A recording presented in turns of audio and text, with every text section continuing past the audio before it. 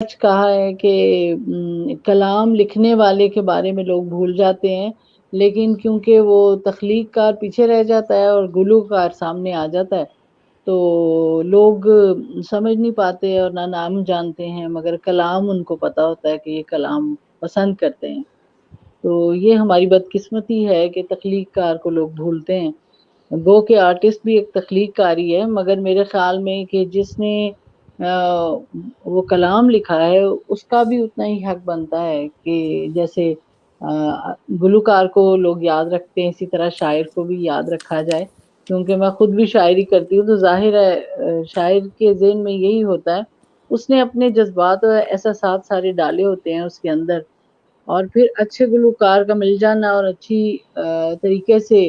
گایا ہو تو اس میں اور بھی چار چاند لگ جاتے ہیں، اس میں کوئی شک نہیں۔ میں بہت آپ کے تمام جو بھی اس وقت سامعین دیکھ رہے ہیں، سن رہے ہیں، ان کو سلام عرض کرتی ہوں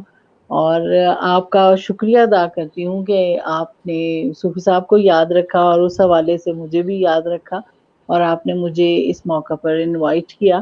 اور جبکہ صوفی صاحب کی برتھ ڈے ہے اور ان لکیلی میں نے سیلیبریٹ ہر سال کرتی ہوں صوفی تبسم اکیڈمی کے زیر تمام، لیکن میں نہیں کر سکی کورونا کی وجہ سے، کہ جتنی بھی احتیاط کی جائے بہتر ہے۔ تو ورنہ ان کے بہت سے شاگرد، ان کے ملنے والے، ان کے چاہنے والے اتنے ہیں کہ اگر جب بھی میں بلاؤں تو بہت لوگ آتے ہیں اور پارٹیسپیٹ کرتے ہیں، میرے ساتھ ہوتے ہیں اس موقع پر، اور ہم اکٹھے مل کے کیک کاٹتے ہیں۔